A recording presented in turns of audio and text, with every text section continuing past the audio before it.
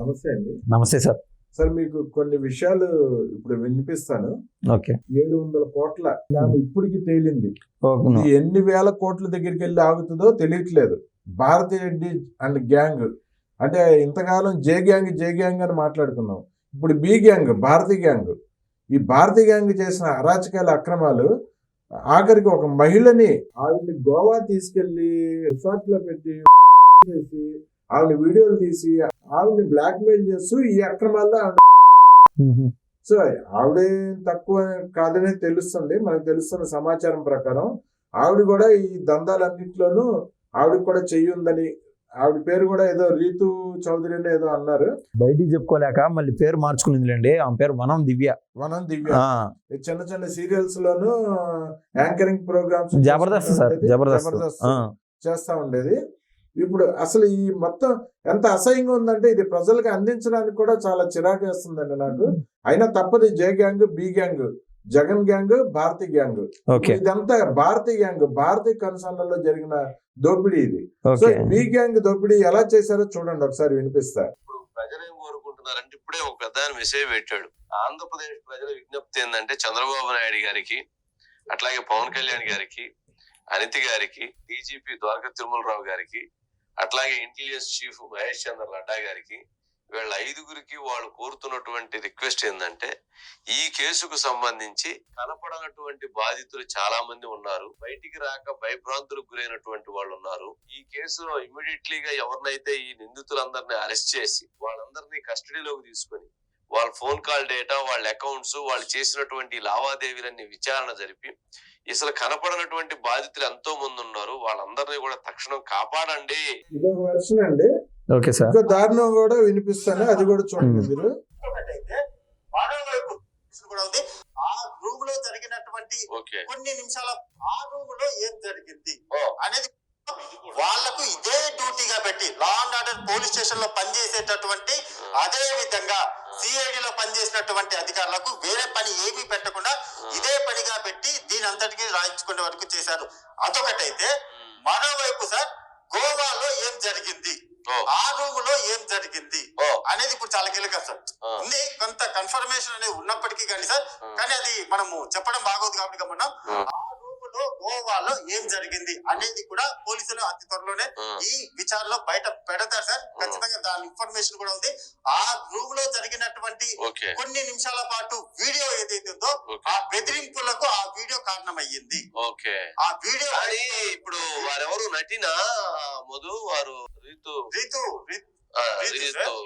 ఆ రీతు కూడా అంటే ఆమెకు సంబంధించి మనం వేరే వాళ్ళ ద్వారా ఇలా మాట్లాడించే ప్రయత్నం చేసినప్పుడే నాకేం సంబంధం లేదు, ఇప్పుడు మాకు సంబంధమే లేదు, ఇప్పుడు విడిపోయాము, ఎవరు నాకు తెలియదు, అనవసరంగా నన్ను ఇందులోకి లాగు మీద ఉన్న ఎవరు విడిపోయారు రీతి చెప్తుంది సార్. ఇప్పుడు ఎవడైతే తన మొగుడు అని చెప్తున్నాడో అతనికి నాకు సంబంధం లేదు, ఆయన ఎవరు నా భార్య పేరు మీద చేయించారని అతను చెప్తున్నాడు.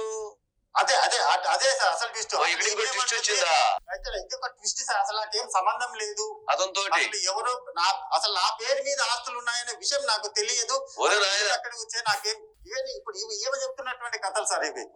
దివ్య ఆవిడ భర్త జగన్మోహన్ రెడ్డి సొంత తమ్ముడు సునీల్ అంటే భారతి రెడ్డి మరిది. అవును, భారతి రెడ్డి.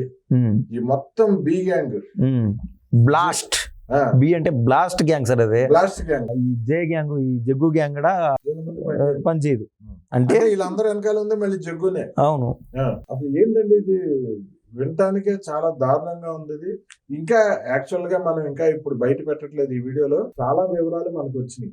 ఆ గోవా వివరాలు గాని, ఆ వనం దివ్య వివరాలు గాని, అదే రీతు దివ్య అంటే రీతు, అవును, ఓకే, ఆమె భర్త ఆయన వివరాలు కానీ, వీళ్ళంతా ఇప్పుడు శుద్ధపూసలు సాంప్రదాయం అని చెప్పి కబుర్లు చెప్తున్నారు మళ్ళీ. అవును. అసలు సునీల్ రెడ్డి అనేవాడు అడ్రస్ లేడు, ఇప్పుడు పరారి.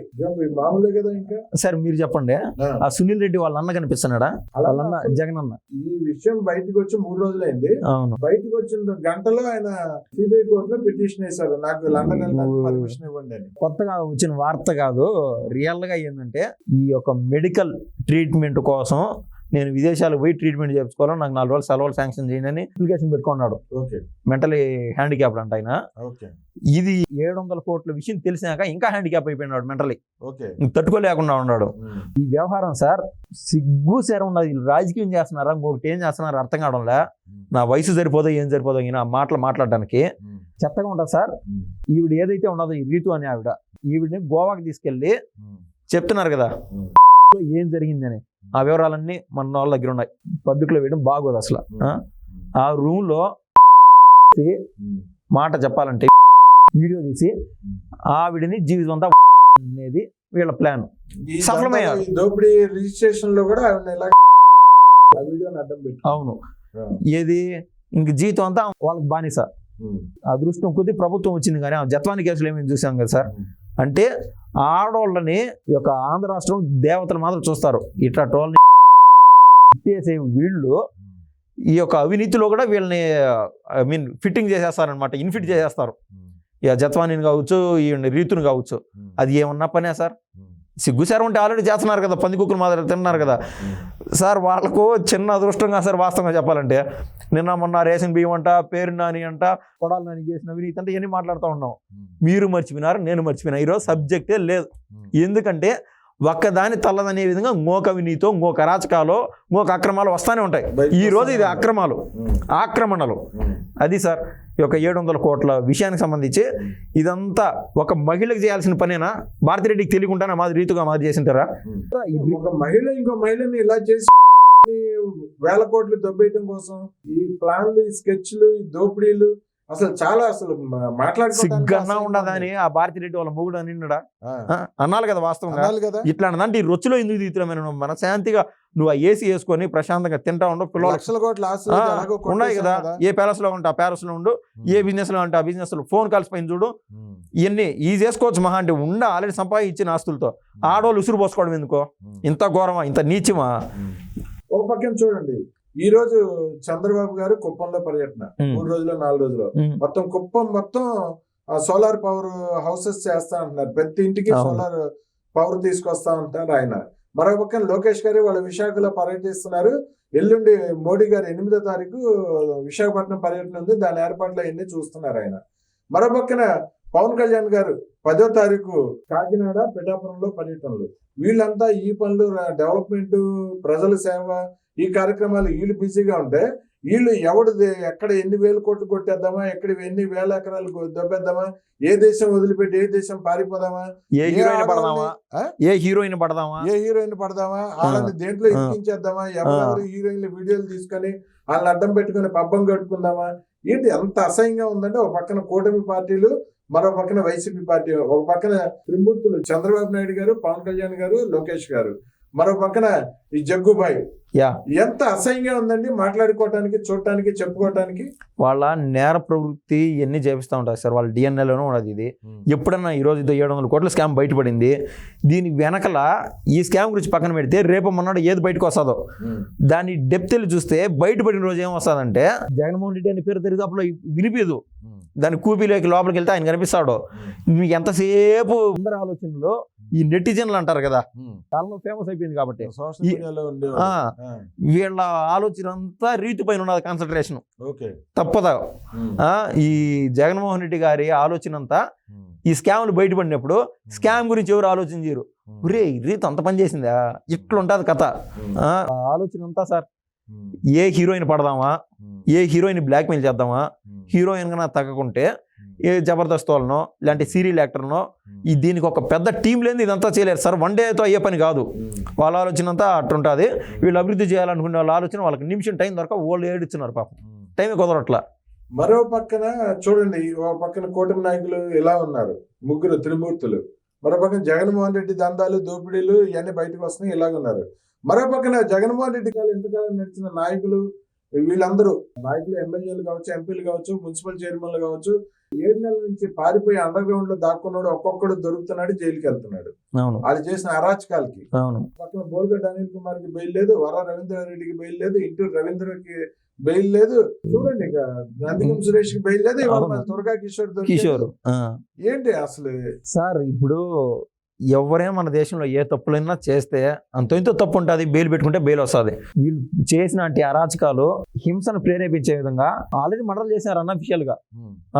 కేసులు అయినాటి అంటే వాళ్ళు బయటకు రావడానికి వాళ్ళ బంధువులు కానీ ఎవరు బయటకు రావట్లే, ఎవరైతే మర్డర్లకు గురైనారో.